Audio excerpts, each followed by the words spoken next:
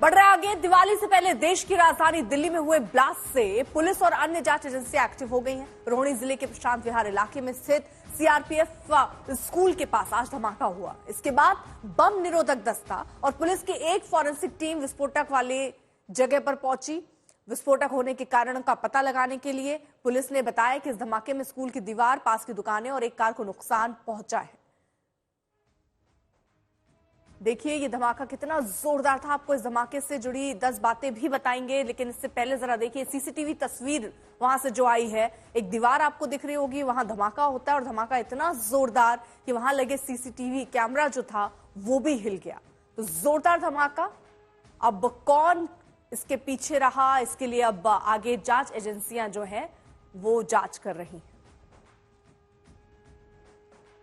तो अब 10 बातें भी आपको जरा बताते हैं। धमाके की जांच में फिलहाल कई एजेंसियां जो हैं वो जुटी हुई हैं और इसके अलावा अब जो मौके से सफेद पाउडर मिला उसकी जांच भी हो रही है और पता लगाया जा रहा है कि आखिरकार ये कितना विस्फोटक था, कितना बड़ा नुकसान इससे होने या करने की तैयारी थी। धमाके वाली जगह से तार के टुकड़े भी जब्त हुए हैं। तो अब हर एंगल पर देखिए आगे जांच हो रही है। फिलहाल पूरे इलाके की मैपिंग की जा रही है और कई एजेंसियां इस पर लगातार काम कर रही हैं कि ये आखिरकार कौन। सीसीटीवी तस्वीरें भी खंगाली जा रही हैं। रेडिएशन की आशंका भी जांच रही है। फिलहाल एनडीआरएफ टीम, एमएचए ने दिल्ली पुलिस से इसको लेकर पूरी रिपोर्ट भी मांगी है, जो जानकारी उन तक पहुंचाई जाए कि आखिरकार कैसे घटना घटी। दिल्ली पुलिस ने धमाके पर एफआईआर भी दर्ज कर ली है और उसके साथ साथ अब स्पेशल सेल को ट्रांसफर किया जाना है। ये पूरा केस, सीसीटीवी तस्वीरों की भी जांच की जा रही है। एक तस्वीर तो हम भी आपको दिखा रहे थे कि किस तरह दीवार में दरअसल ये धमाका होता है और उसके बाद ये जो सीसीटीवी कैमरा वहां पर लगा था वो भी हिल गया।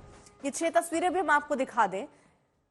एनएसजी, एनआईए की जांच इस पर चल रही है। रोबोटिक मशीन से पड़ताल हो रही है। दुकान के साइन बोर्ड तक टूटे, जो दूसरी तरफ दुकान थी उनके साइन बोर्ड तक टूट गए। एफएसएल से ने फिलहाल जो सबूत है वो जुटाए हैं। एक रिपोर्ट भी आपको जल्दी से दिखाते हैं। इस धमाके के लिए बहुत ज्यादा विस्फोटक का इस्तेमाल किया गया, पहली चीज ये जांच में सामने आई है। दूसरी चीज, जो विस्फोटक है जो धमाका करने के लिए, उसमें कोई इलेक्ट्रॉनिक डिवाइस, कोई मेटल वो नहीं मिला है। अब इसीलिए एजेंसी इस बात से चकरा गई है कि आखिर ये जो बॉम्ब है इसको ट्रिगर कैसे किया गया। इस वक्त ग्राउंड जीरो पर क्या हालात है आपको दिखाऊं।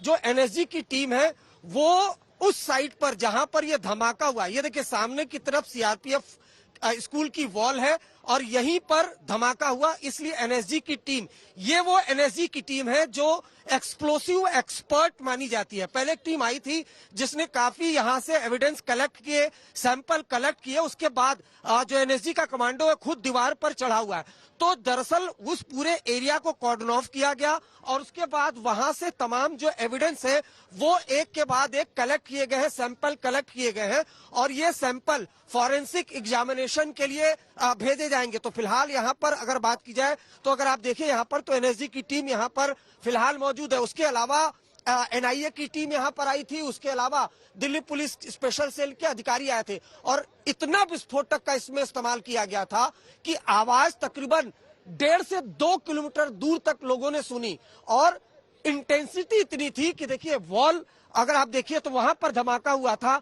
लंबी चौड़ी सड़क है, तकरीबन 30 फुट का डिस्टेंस आता है। ये दीवार है और सामने की तरफ ये शॉप यहाँ पर एक से एक है और नीचे अगर आप देखिए तो ये जो एक शॉप के नीचे लगा पूरा कांच का, जो ये कांच है पूरा भरभरा कर जैसे ही धमाका हुआ उसकी इंटेंसिटी से जो तेज आवाज हुई, कांच के शीशे वो आपको टूटा हुआ दिखाई दे रहा होगा, पूरा बिखरा हुआ दिखाई दे रहा होगा। लेकिन ये दुकानें जो धमाके के बाद टूटी है, यहीं पर एविडेंस भी तलाश रही है। सीसीटीवी फुटेज यहां से खंगाले जा रहे हैं।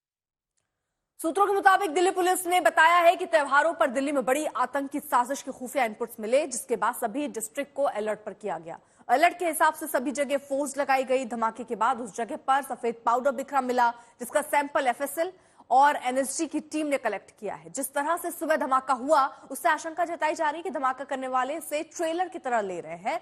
जहां धमाका हुआ वहां से एक रिपोर्ट। गनीमत ये रही कि सुबह के वक्त ये धमाका हुआ, वरना अगर शॉप पर भी लोग आते हैं तो दूसरी तरफ भी गाड़ियां खड़ी होती हैं, भीड़ भाड़ रहती है। कैजुअलिटी हो सकती थी। राहत की बात यह है कि इस धमाके में किसी को चोट नहीं लगी, लेकिन जांच से जुड़े अधिकारियों ने आज तक को एक बात बताया है कि ये धमाका बहुत मुमकिन है कि दहशत फैलाने के लिए, मैसेजिंग के लिए किया गया हो, क्योंकि धमाके के लिए सीआरपीएफ यानी अर्धसैनिक बल के स्कूल के दीवार का इस्तेमाल किया गया। यानी जो भी धमाका करना चाहते हैं वो दरअसल पैरामिलिट्री फोर्सेस को मैसेज देना चाहते हैं, क्योंकि अगर क्या वो नुकसान भारी पहुंचाना होता तो दीवार के ठीक सामने ये शॉप है, यहां पर भी बम को रखा जा सकता था। इस मामले में दिल्ली पुलिस ने एक्सप्लोसिव एक्ट के तहत एफआईआर दर्ज की है और कुछ देर बाद, बहुत मुमकिन है कि देर शाम तक, इस पूरे मामले की जांच दिल्ली पुलिस स्पेशल सेल को दी जाएगी, जो एंटी टेरर के मामलों में एक्सपर्ट है। स्पेशल सेल के कई अधिकारी यहां पर पहुंचे थे, उन्होंने भी मौके का मुआयना किया। उसके बाद एनएसजी की टीम जो यहां पर आई है वो यहां पर पहुंची। न सिर्फ एनएसजी की टीम ने सैंपल कलेक्ट किया, बल्कि जो ये ऑफिसर है, जो एनएसजी के कमांडो है, वो सामने की तरफ बार बार देख रहे हैं और ये वो शॉप्स है, ये वो जगह है जहां से कई एविडेंस मिल सकते हैं। अब जिन्होंने धमाके की गूंज सुनी वो दहशत से भर गए। आपको सुनाते हैं कि लोगों ने क्या महसूस किया। उन्होंने कहा है कि मतलब शिव लोक तक आवाज गई है यहाँ से। जैसे मेरी फ्रेंड कह रही थी, कहती सुनीता बहुत तेज आवाज आई है कि मतलब पूरी बिल्डिंग हिल गई है। अच्छा। हाँ जी, बहुत तेज आवाज आई है। मेरे सामने धुआं निकला था और मुझे बड़ी धड़कन हुई और मंजन करने जा रहे थे। आवाज तेज? हाँ, बहुत तेज। हाँ। अरविंद ओझा हमारे सहयोगी इस वक्त जुड़ चुके हैं। अरविंद, क्या मकसद लगता है इस धमाके का और कौन हो सकता है इसके पीछे? देखिए, जो ये धमाका किया गया इसके पीछे साफ है, जो एजेंसी के सूत्रों से आज तक ने बात की है उससे साफ लगता है कि ये मैसेज देने की कोशिश की गई है और इस वजह से सीआरपीएफ जो पैरामिलिट्री फोर्स है उसकी स्कूल का इस्तेमाल किया गया है और जोरदार ये धमाका हुआ है। लेकिन एक चीज हैरानी वाली बात यह है अर्पिता, जिसको लेकर एजेंसियां वो चकरा गई हैं और इस वजह से इस पूरे ब्लास्ट को मिस्टीरियस ब्लास्ट का नाम दे रही एजेंसी, क्योंकि जो ब्लास्ट साइट है वहां से किसी तरह का डेटोनेटर, टाइमर या फिर कोई मेटल जैसी चीज, इलेक्ट्रॉनिक डिवाइस वो नहीं मिला। अमूमन जब कोई धमाका किया जाता है तो उसमें इम्प्रोवाइज एक्सप्लोसिव डिवाइस यानी आईडी का इस्तेमाल करते हैं, खासतौर से आतंकी संगठन, और उस विस्फोट को करने के लिए टाइमर या फिर डेटोनेटर, कांच, छर्रे, वाल बेयरिंग, इनका इस्तेमाल किया जाता है, जिससे अगर धमाका हो तो कैजुअलिटी, लोगों को नुकसान ज्यादा से ज्यादा हो सके। लेकिन इसमें काफी ज्यादा मात्रा में विस्फोटक का इस्तेमाल किया गया। इस वजह से जब धमाका हुआ तो आप सीसीटीवी में देख पा रहे, धुएं का गुबार निकला, स्मॉग निकला। इससे ये अंदाजा लगाया जा रहा है कि काफी ज्यादा मात्रा में विस्फोटक का इस्तेमाल किया गया और जब धमाका हुआ तो 2 किलोमीटर दूर तक आवाज लोगों ने सुनी, गाड़ियां टूट गई। सामने की तरफ 30 फुट जो ब्लास्ट साइट से 30 फुट पर जो दुकानें हैं उसमें नुकसान पहुंचा। तो फिलहाल सीरियस ब्लास्ट मानकर एजेंसियां जांच कर रही हैं। यानी एजेंसियां देखिए जांच कर रही है। अरविंद, बहुत बहुत शुक्रिया आपका तमाम जानकारी के लिए। तो धमाके की पड़ताल की जा रही है, साजिश का पता लगाया जा रहा है, मगर इस धमाके पर अब दिल्ली की राजनीति सुलग गई है। आम आदमी पार्टी केंद्र सरकार पर गंभीर आरोप लगा रही है। बीजेपी भी आम आदमी पार्टी पर पलटवार से पीछे नहीं। आज एक स्कूल के बाहर एक छोटा बम ब्लास्ट हो गया। ये क्या हो रहा है दिल्ली में? इसका सिर्फ एक कारण है कि भारतीय जनता पार्टी की केंद्र सरकार सिर्फ दिल्ली की चुनी हुई सरकार के काम रोकने में, अरविंद केजरीवाल जी के काम रोकने में, अरविंद केजरीवाल को परेशान करने में लगी हुई है और अपना एक भी काम नहीं कर रही है।